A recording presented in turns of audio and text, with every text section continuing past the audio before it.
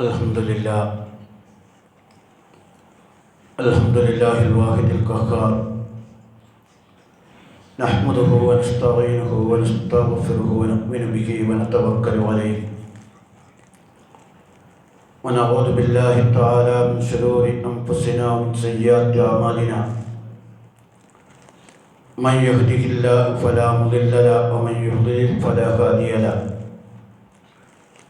ونشهد أن لا إله إلا الله وحده لا شريك له ونشهد أن محمدا عبده ورسوله أرسله بالهدى ودين الحق ليظهره على الدين كله ولو كره المشركون اللهم صل على محمد وعلى آل محمد كما صليت على إبراهيم وعلى آل إبراهيم وبارك على محمد وعلى آل محمد كما باركت على إبراهيم وعلى آل إبراهيم في العالمين إنك حميد مجيد أما بعد فإن خير الحديث كتاب الله وخير الهدي هدي محمد صلى الله عليه وسلم وشر الأمور محدثاتها وكل محدثة بدعة وكل بدعة ضلالة أيها الناس أوصيكم ونفسي أولا بتقوى الله أعوذ بالله السميع العليم من الشيطان الرجيم لعن الذين كفروا من بني إسرائيل على لسان داود وعيسى بن مريم لا يتناهون عن منكر على لسان داود وعيسى بن مريم ذلك بما عصوا وكانوا يعتدون كانوا لا يتناهون عن منكر فعلوه لبئس ما كانوا يفعلون صدق الله. ആദരണീയരായ രക്ഷിതാക്കളെ, സഹോദരന്മാരെ, സഹോദരികളെ, അല്ലാഹു സുബ്ഹാനഹു വ തആല നമ്മെ എല്ലാവരെയും അനുഗ്രഹിക്കുമാറാകട്ടെ. അള്ളാഹുവിൻ്റെ പരിശുദ്ധ ദീനനുസരിച്ച് ജീവിക്കുവാൻ നാം ഓരോരുത്തരെയും ആദ്യമായി വസിയത്ത് ചെയ്തുകൊള്ളുന്നു.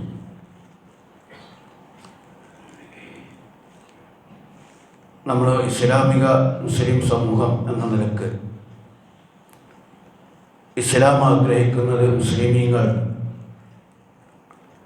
വളരെ വ്യക്തിത്വമുള്ളവരും മുസ്ലിങ്ങൾ നന്മയിൽ നിലകൊള്ളുന്നവരുമൊക്കെയായ ഒരു ഉത്തമ സമുദായമാകണം എന്നാണ് ഇസ്ലാമിൻ്റെ കാഴ്ചപ്പാട്. കുന്തും ഖൈറ ഉമ്മത്തിൻ ഉഖ്രിജത് ലിന്നാസ് തഅ്മുറൂന ബിൽ മഅറൂഫി വതൻഹൗന അനിൽ മുൻകർ. നിങ്ങൾ ജനങ്ങൾക്ക് വേണ്ടി ഉയർത്തെഴുന്നേൽപ്പിക്കപ്പെട്ട ഒരു ഉത്തമ സമൂഹമാണ്, നന്മ കൽപ്പിക്കുന്ന, തിന്മ വിരോധിക്കുന്ന. വിശുദ്ധ ഖുർആനിലെ മുസ്ലിം സമുദായത്തെ വലിയ പ്രതീക്ഷയോടുകൂടി പറയുന്നത് ഒരുപാട് കാണാൻ സാധിക്കും. വൽതകും മിൻകും ഉമ്മത്തുൻ യദ്ഊന ഇലൽ ഖൈർ. നന്മയിലേക്ക് ക്ഷണിക്കുന്ന ഒരു ഉത്തമ സമൂഹമായി നിങ്ങളിൽ നിന്ന് വരട്ടെ. ഇങ്ങനെ വിശുദ്ധ ഖുർആൻ മുസ്ലിം സമൂഹം എന്ന് പറയുന്നത് അല്ലാഹു തആല സവിശേഷം വളർത്തിയെടുത്ത ഇസ്ലാമിൻ്റെ നന്മകളൊക്കെ ഉള്ള ഒരു ഉത്തമ സമൂഹമാണ്. ആ ഉത്തമ സമൂഹം നന്മ ചെയ്യുന്നു എന്ന് മാത്രമല്ല, തങ്ങൾ ചെയ്യാൻ ഉദ്ദേശിക്കുന്ന നന്മ, തങ്ങൾ ജീവിതത്തിൽ നിന്ന് ഒഴിവാക്കാൻ ഉദ്ദേശിക്കുന്ന തിന്മ, ആ നന്മയുടെ സംസ്ഥാപകരും തിന്മയെ വിരോധിക്കുന്നവരും കൂടിയാകണം എന്നാണ് ഇസ്ലാം ആഗ്രഹിക്കുന്നത്. ഒരു മുസ്ലിം സ്വയം നന്മ ചെയ്യുന്നവനായാൽ മാത്രം പോരാ, അയാൾ നന്മ സമൂഹത്തിൽ ഉണ്ടാക്കാൻ പണിയെടുക്കുന്ന ആളായിരിക്കണം. ഒരു മുസ്ലിം സ്വയം തെറ്റ് ചെയ്യാതിരുന്നാൽ പോരാ, ആ തെറ്റ് താൻ ഉൾക്കൊള്ളുന്ന സമൂഹത്തിൽ ഉണ്ടാകരുതെന്ന് ആഗ്രഹിക്കുകയും ആ തിന്മ സമൂഹത്തിൽ ഇല്ലാതാക്കാൻ വേണ്ടി പരിശ്രമിക്കുകയും ചെയ്യുന്ന ആളായിരിക്കും. ഇത് ഇസ്ലാമിൻ്റെ ആദ്യകാലം മുതൽ തന്നെ വളരെ കൃത്യമായി പഠിപ്പിച്ചൊരു കാര്യം. നമ്മൾ ഈ സൂറത്തുൽ അസ്ർ പഠിക്കാറുണ്ട്. വൽ അസ്ർ ഇന്നൽ ഇൻസാന ലഫീ ഖുസ്ർ. അതായത് ആ സൂറത്തിനെ കുറിച്ച് പണ്ഡിതന്മാർ പറഞ്ഞത്, അല്ലാഹു തആല ആ ഒരു സൂറത്ത് മാത്രമേ ഇറക്കിയുള്ളൂ എന്ന് വിചാരിക്കുക, എന്നാൽ അത് മതിയാകും മനുഷ്യന് സന്മാർഗം ലഭിക്കാൻ. അങ്ങനെ ഇസ്ലാമിൻ്റെ എല്ലാം അതിലാറ്റി കുറുക്കി പറഞ്ഞിട്ടുണ്ട്. അഥവാ മനുഷ്യർ നഷ്ടത്തിലാണ്, നഷ്ടമില്ലാത്ത ആളുകൾ ആരാന്ന് ചോദിച്ചാൽ ഇല്ലല്ലദീന ആമനു വഅമിലുസ് സ്വാലിഹാത്ത്, വിശ്വസിക്കുകയും സൽക്കർമ്മങ്ങൾ പ്രവർത്തിക്കുകയും ചെയ്തവർ. പിന്നെ രണ്ടെണ്ണം പറഞ്ഞു, വതവാസൗ ബിൽ ഹഖ് വതവാസൗ ബിസ്സബ്ർ, സത്യം കൊണ്ടും ക്ഷമ കൊണ്ടും പരസ്പരം ഉപദേശിച്ചവർ. ഇവരൊഴിച്ച് ബാക്കി എല്ലാവരും നഷ്ടത്തിലാണ്. അപ്പോൾ ഈമാൻ അമലുസ്സാലിഹാത്ത് എന്നതിൽ ചുരുക്കിയില്ല. ശരിക്കും പറയേണ്ടത് വിശ്വസിക്കുകയും സൽക്കർമ്മം ചെയ്ത ആളുകളും സ്വർഗത്തിലാണ് എന്ന് പറയേണ്ടതാണ്. വിശ്വസിക്കുകയും സൽക്കർമ്മങ്ങൾ വിശ്വസിക്കാതിരിക്കുകയും സൽക്കർമ്മങ്ങൾ ചെയ്യാതിരിക്കുകയും ചെയ്യുന്നവർ പരാജയത്തിലാണ്. ഇത്രേ വേണ്ടതുള്ളൂ. പക്ഷെ ആ ആറ്റിക്കുറുക്കിയ സൂറത്തിൽ അല്ലാഹു തആല ചേർത്ത് പറഞ്ഞൊരു കാര്യം, വിശ്വസിക്കുകയും സൽക്കർമ്മം ചെയ്യുകയും ചെയ്താൽ പോരാ, ആ സത്യം പരസ്പരം ഉപദേശിക്കണം, ക്ഷമ കൊണ്ട് ഉപദേശിക്കണം. അതുകൂടി അതിനോട് ചേർത്ത് വളരെ പ്രാധാന്യപൂർവ്വം പറഞ്ഞിരിക്കുകയാണ്. എന്ന് പറഞ്ഞാൽ ഒരാൾ വിശ്വസിക്കുന്നു, സൽക്കർമ്മങ്ങൾ അങ്ങനെ ചെയ്യുന്നു, അയാൾ മറ്റുള്ളവരെ ഉപദേശിക്കുകയോ തിന്മ ഇല്ലാതാക്കാൻ പരിശ്രമിക്കുകയോ ചെയ്യുന്നില്ലെങ്കിൽ അയാൾ രക്ഷപ്പെട്ടവരുടെ കൂട്ടത്തിലല്ല. പരാജയപ്പെട്ട ആളുകളുടെ സ്വഭാവം ഈ നാലും ഇല്ലാതിരിക്കലാണ്. അപ്പോൾ അത്രയും പ്രാധാന്യം ഈ നന്മ കൽപ്പിക്കുക, തിന്മ വിരോധിക്കുക എന്നതിനുണ്ട്. റസൂലുള്ളാഹിനെ ഖുർആൻ പരിചയപ്പെടുത്തിയപ്പോൾ 1000 കാര്യം പറയാമല്ലോ. പക്ഷേ റസൂലുള്ളാഹിനെ കുറിച്ച് ഖുർആൻ കാര്യമായി പറഞ്ഞൊരു കാര്യം, അദ്ദേഹം നന്മ കൽപ്പിക്കുന്നു, തിന്മ വിരോധിക്കുന്നു, നല്ലത് അനുവദിക്കുന്നു, മ്ലേച്ഛ കാര്യങ്ങൾ ഒഴിവാക്കുന്നു. അപ്പോൾ റസൂലിൻ്റെ ഏറ്റവും വലിയ സവിശേഷത അദ്ദേഹം നല്ല വ്യക്തിയാണെന്ന് മാത്രമല്ല, നന്മക്ക് വേണ്ടി പണിയെടുക്കും, തിന്മ ഇല്ലാതാക്കാൻ വേണ്ടി പണിയെടുക്കും. ഞാൻ നേരത്തെ ഓതിയ ഖുർആനായത്തിൽ ലഅനല്ലദീന കഫറൂ മിൻ ബനീ ഇസ്രായീല അലാ ലിസാനി ദാവൂദ വഈസ ഇബ്നു മറിയം, ബനീ ഇസ്രായേലുകൾ ഈസാ അലൈഹിസ്സലാമിൻ്റെയും ദാവൂദ് നബി അലൈഹിസ്സലാമിൻ്റെയും നാവുകളെ ശപിക്കപ്പെട്ടു, ശാപത്തിന് വിധേയരായി. അതിന് കാരണം എന്താണെന്ന് പറഞ്ഞാൽ അല്ലദീന ലാ യതനാഹൗന അൻ മുൻകർ, അവർ തിന്മ വിരോധിച്ചില്ല. നാട്ടിൽ തിന്മ അതങ്ങനെ നടന്നോട്ടെ, അവരിവിടെ ഒരു ഭാഗത്തിരുന്ന് നന്മ ചെയ്യുന്ന ആളുകളായി മാറി. നാട്ടിൽ എന്ത് വേണേലും നടന്നോട്ടെ, ആ തിന്മകൾക്കൊന്നും ഒരക്ഷരം ഇണ്ടാതായി. മാത്രമല്ല ചിലപ്പോൾ സ്വാഭാവികമായും കുറേ കഴിയുമ്പോൾ അവരും ആ തെറ്റ് ചെയ്യാൻ തുടങ്ങി. ഞാൻ ഈ പറഞ്ഞ വിഷയം ഏതോ ചില 4 ആൾക്കാർ ചെയ്യേണ്ട കാര്യമല്ല. അപ്പോൾ ഞാൻ മുസ്ലിം ആകണമെങ്കിൽ ഞാൻ നല്ല നിസ്കരിച്ച് നോമ്പായിട്ട് നല്ല കാര്യമായിട്ട് ഇങ്ങനെ ജീവിച്ചാൽ മാത്രം പോരാ. പകരം ഞാൻ ഉൾക്കൊണ്ട ഇസ്ലാം, ഞാൻ ഉൾക്കൊണ്ട നന്മ ഈ സമൂഹത്തിൽ ഉണ്ടാക്കാൻ പണിയെടുക്കും.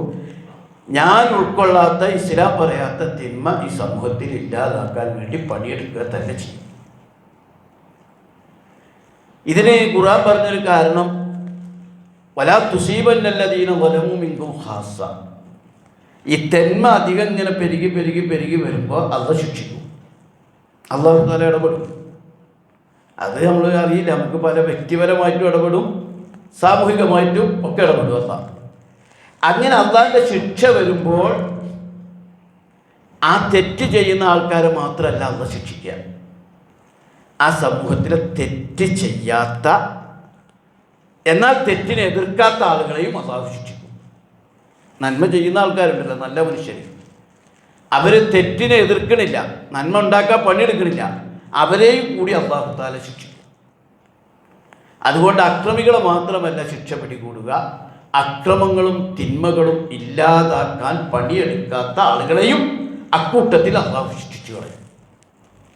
അതിനാണ് റസൂലുള്ളാഹി സ്വല്ലല്ലാഹു അലൈഹി വസല്ലം തിരുമേനിയുടെ ഉദാഹരണം പലപ്പോഴും നമ്മൾ കേട്ടതാണ്. ഒരു കപ്പലിൽ അടിയിലും മുകളിലും ആളുകൾ, അടിയിലുള്ള ആളുകൾക്ക് വെള്ളം കിട്ടണമെങ്കിൽ കപ്പലിൻ്റെ മുകളിൽ കയറി കോരിയെടുക്കണം. കടലല്ലേ, കടൽ വെള്ളം കിട്ടണമെങ്കിൽ കപ്പലിൻ്റെ മുകളിൽ കയറിയിട്ട് കോരിയെടുക്കണം. അപ്പോൾ ഇത് വളരെ പ്രയാസകരമായി അവർക്ക് അനുഭവപ്പെട്ടപ്പോൾ അവർ തമ്മിലൊരു തീരുമാനമെടുത്തു. കപ്പലിൻ്റെ അടിയിൽ കുറേ വെള്ളമുണ്ട്, കടലിൽ. കപ്പലിലൊരു ദ്വാരം ഉണ്ടാക്കിയാൽ ഇഷ്ടം പോലെ വെള്ളം കിട്ടും. വെറുതെ നമ്മൾ കപ്പലിൻ്റെ മുകളിൽ കയറി ബുദ്ധിമുട്ടേണ്ട കാര്യമില്ല. അങ്ങനെ കപ്പലിൻ്റെ അടിഭാഗത്തുള്ളവരൊക്കെ കൂടി ചേർന്നൊരു തീരുമാനം എടുക്കണം, നമുക്ക് ഇതിലൊരു ദ്വാരം ഉണ്ടാക്കാം. കപ്പലിൽ ദ്വാരം ഉണ്ടാക്കിയാൽ ഉണ്ടാകുന്ന അപകടം നമുക്കറിയാം. ഇത് മുകളിലുള്ള ആളുകൾ കാണുന്നുണ്ട്, അടിയിലുള്ളവരൊക്കെ കൂടിയിട്ട് ഒരു ദ്വാരം ഉണ്ടാക്കാൻ. പക്ഷെ മുകളിലുള്ളവരുടെ പ്രതികരണം എന്താ പറഞ്ഞാൽ, അവരെന്തെങ്കിലും ആയിക്കോട്ടെ, അവരായി അവരെ പാടായി. അവർ ദ്വാരം ഉണ്ടാക്കിയ ദ്വാരം ഉണ്ടാക്കാതിരിക്കുക എന്തെങ്കിലും ആയിക്കോട്ടെ, നമ്മൾ അതിലൊന്നും ഇടപെടാൻ പോകണ്ട, നമുക്ക് നമ്മളെ കാര്യം നോക്കാം. നമുക്കവിടെ നന്മ ചെയ്തിരിക്കുക. വെറുതെ വല്ലവരെ കാര്യത്തിലൊക്കെ ഇടപെട്ടിട്ട് വയ്യാവേലി വരുത്തി വെക്കണ്ട. അവർ ദ്വാരം ഉണ്ടാക്കുക ദ്വാരം ഉണ്ടാക്കാതിരിക്കുക എന്ത് വേണമെങ്കിലും ആയിക്കോട്ടെ, നമുക്ക് നമ്മുടെ കാര്യം. അങ്ങനെ കപ്പലിൽ ദ്വാരം ഉണ്ടാക്കുന്ന തെറ്റ് അടിഭാഗത്തുള്ളവർ ചെയ്യാണ്, മുകളിലുള്ളവരെ കണ്ടു ഉറിച്ചിരിക്കുകയാണ്. പക്ഷെ വെള്ളം ഇങ്ങ് അരിച്ചു കയറിയിട്ട് ദ്വാരം ഉണ്ടാക്കിയവരെ മാത്രമല്ല മുക്കിയത്, മുകളിലുള്ളവരും മുങ്ങി. റസൂലുള്ള പറയാണ്, കപ്പലിൻ്റെ അടിഭാഗത്തുള്ളവർ കപ്പലിൽ ദ്വാരമുണ്ടാക്കുന്ന തെറ്റ് ചെയ്യുമ്പോൾ മുകൾ ഭാഗത്തുള്ളവർ തടഞ്ഞിരുന്നുവെങ്കിൽ നെജൗ ജമിയ, അവരും രക്ഷപ്പെടും, എല്ലാവരും രക്ഷപ്പെടും. അതേസമയം ദ്വാരമുണ്ടാക്കുന്ന തെറ്റ് മുകളിലുള്ളവർ തടയാത്തതിൻ്റെ പേരിൽ എല്ലാവരും ശിക്ഷിക്കപ്പെട്ടു. ഇപ്പോൾ വളരെ കൃത്യമായിട്ട് ഖുർആനിലും ഹദീസിലും നിരവധി സ്ഥലത്തത് പറയുന്നുണ്ട്. ഈ നന്മ കൽപ്പിക്കണം, തിന്മ വിരോധിക്കണം. അത് മുസ്ലിമിൻ്റെ നിർബന്ധ ബാധ്യതയാണ്. നിസ്കരിക്കണം, നോമ്പ് വെക്കണം എന്ന് പറഞ്ഞ പോലെ അത് കൽപ്പിച്ച കാര്യമാണിത്. നിങ്ങൾ നന്മ കൽപ്പിക്കണം, തിന്മ. താമനും അലൽ ബിദ്രി വത്തക്കുക വല താമനും അലൽ ഇസ്മി വല്ലുതുവാൻ. നന്മയിലും പുണ്യത്തിലും നിങ്ങൾ സഹകരിക്കണം, തിന്മയിൽ നിങ്ങൾ സഹകരിക്കരുത്, അരുത്. അങ്ങനെ നന്മ ചെയ്യാൻ ഉള്ള ഒരു സൊസൈറ്റിയിലായിരിക്കണം നിങ്ങൾ നിൽക്കേണ്ടത്. ഒരിക്കലും തെറ്റിനോട് അരു നിൽക്കരുത്. മൻ റആ മിൻകും മുൻകറൻ ഫൽയുഗയ്യിർഹു ബിയദിഹി. ഒരു തെറ്റ് കണ്ട കൈകൊണ്ട് തടുക്കണം. അതിന് പറ്റാത്തൊരു സാഹചര്യമാണെങ്കിൽ ഫൽയുഗയ്യിർഹു ബിലിസാനിഹി, അവൻ നാവ് കൊണ്ടെങ്കിലും എതിർക്കണം. അതിനും പറ്റില്ലെങ്കിൽ വല്ലം ഇസ്തത്തി ബിഖൽബിഹി, അവൻ്റെ ഹൃദയം കൊണ്ടെങ്കിലും അതിനെ എതിർക്കണം. അതിനോട് രാജിയാകാൻ പാടില്ല.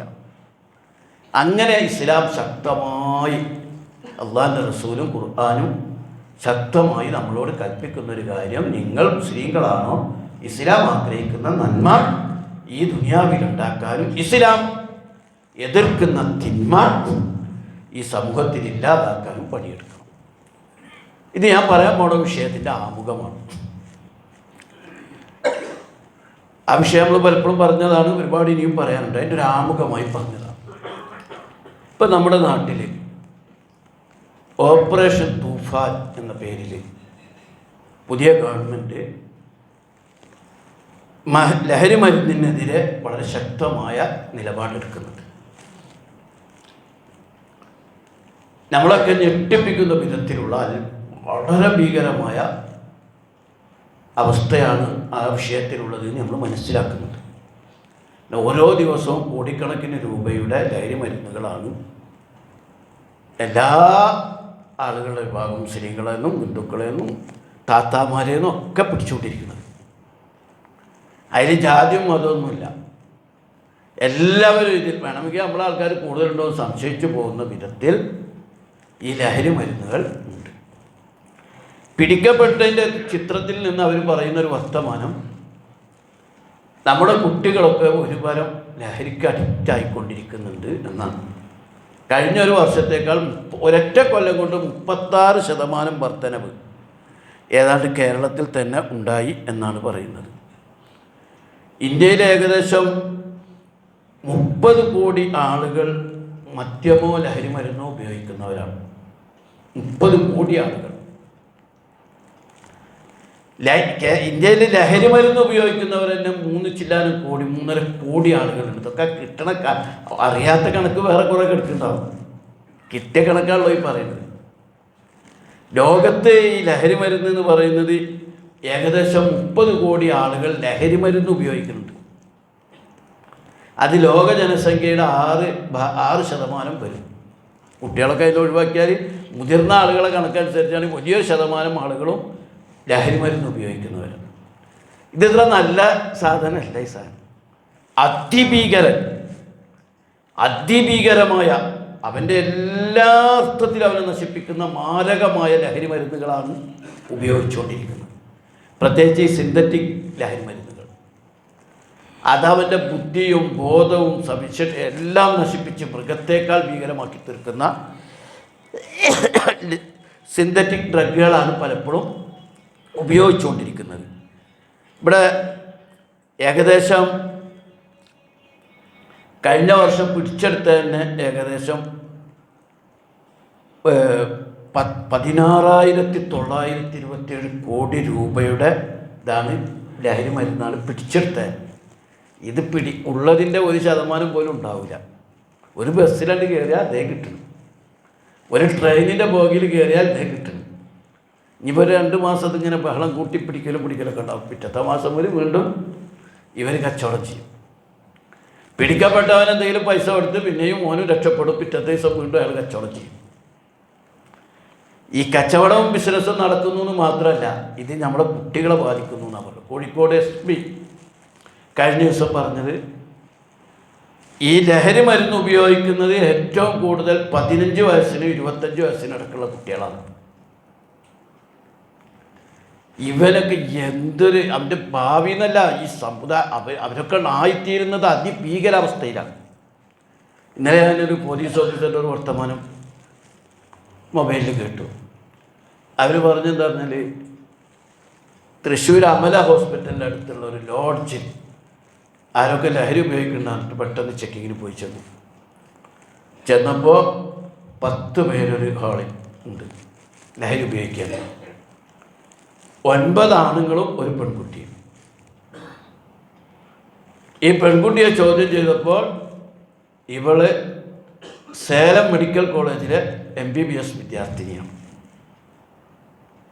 മോളെങ്ങനെ ഇവിടെ എത്തിയെന്ന് ചോദിച്ചപ്പോൾ വലിക്കാൻ തോന്നിയപ്പോൾ വേഗം ഇങ്ങോട്ട് പോകും. സേലത്തു നിന്ന് ഇങ്ങോട്ടെത്തി.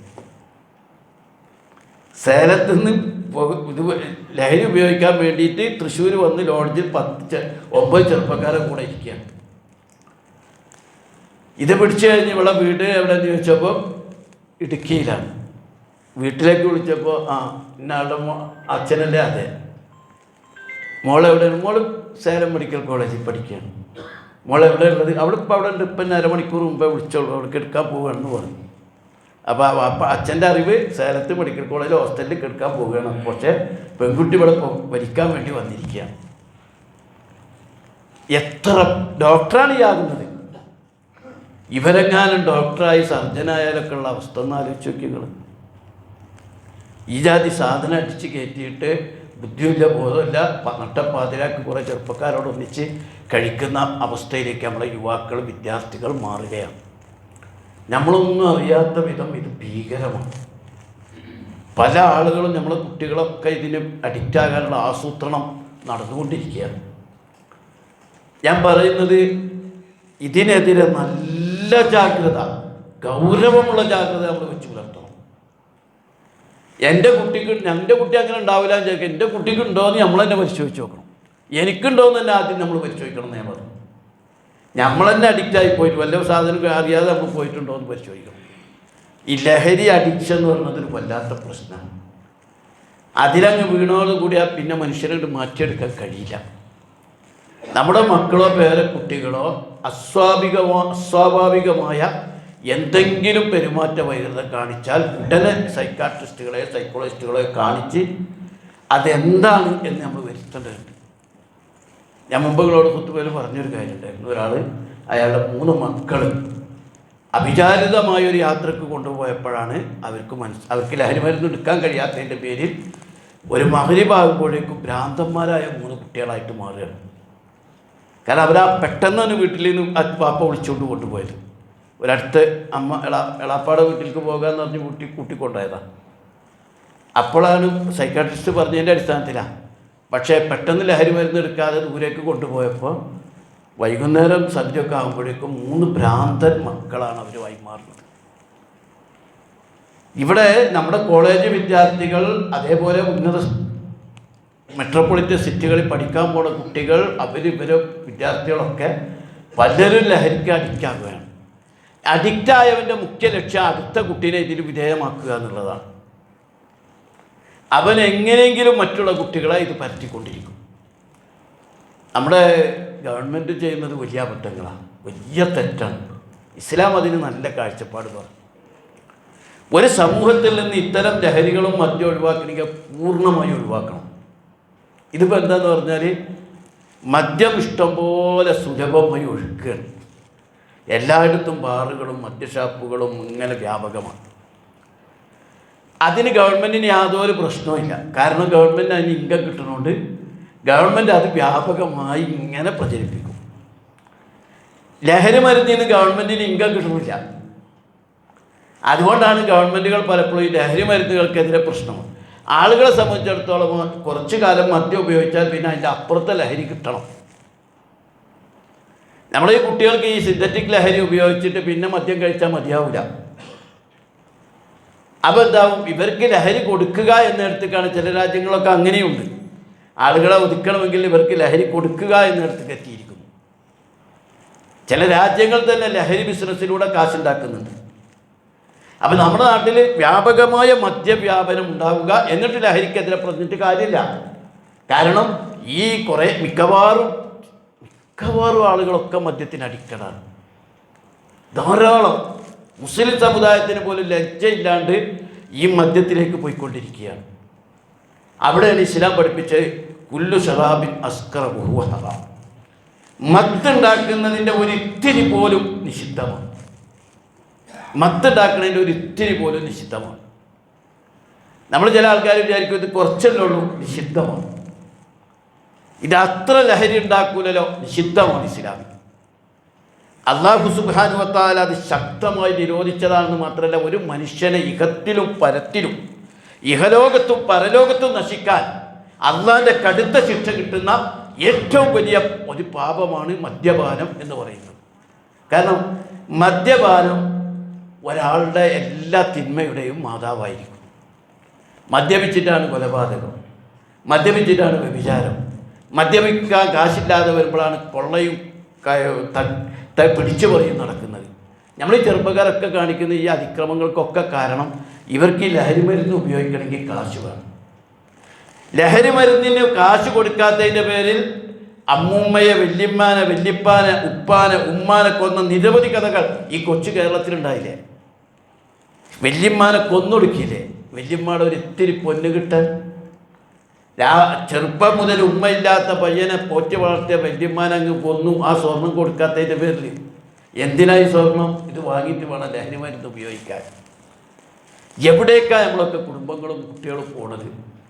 വളരെ ഗൗരവത്തോടു കൂടി നമ്മൾ സ്വീകരിക്കണം. അതുകൊണ്ട് നമ്മുടെ കുട്ടികളെ, നമ്മുടെ മക്കൾ, നമ്മുടെ ചെറുപ്പക്കാർ, ആളുകൾ, മുതിർന്നവരും അതെ, അവരുടെ കൂട്ടുകെട്ടുകൾ നന്നാക്കാൻ വേണ്ടി ശ്രമിക്കണം.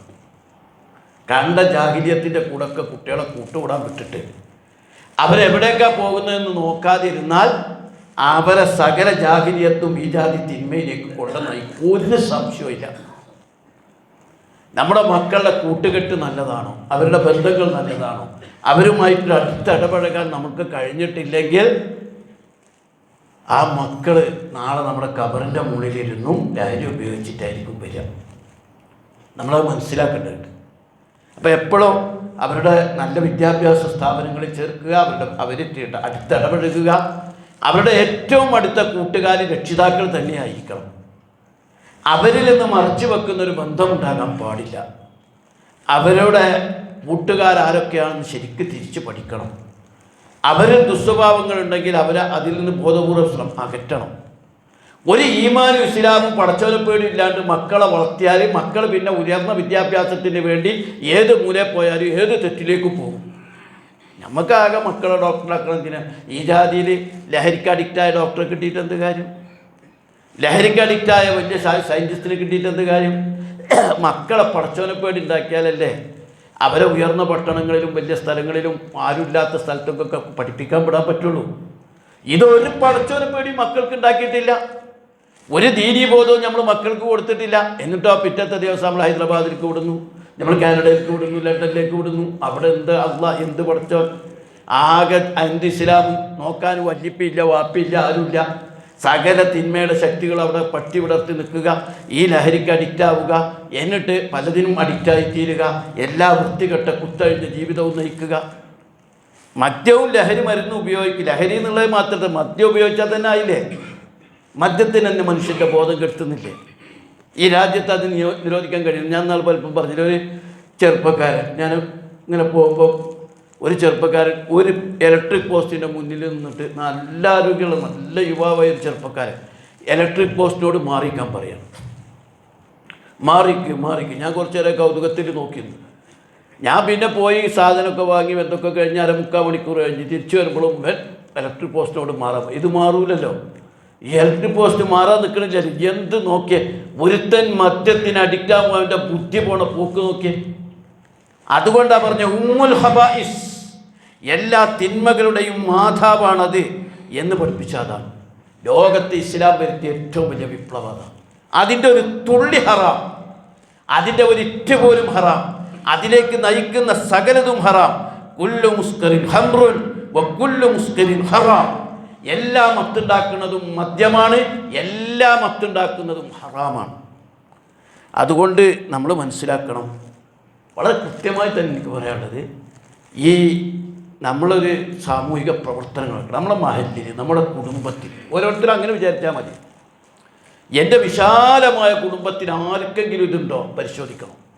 ഉണ്ടെങ്കിൽ മറച്ചു വെച്ച ആൾക്കാരെ മുന്നിൽ നിന്ന് മറച്ചു വെച്ച് കിടക്കല്ല, ഉടനെ അവരെ ഡിഅഡിക്ഷൻ സെൻ്ററുകളിൽ എത്തിക്കണം.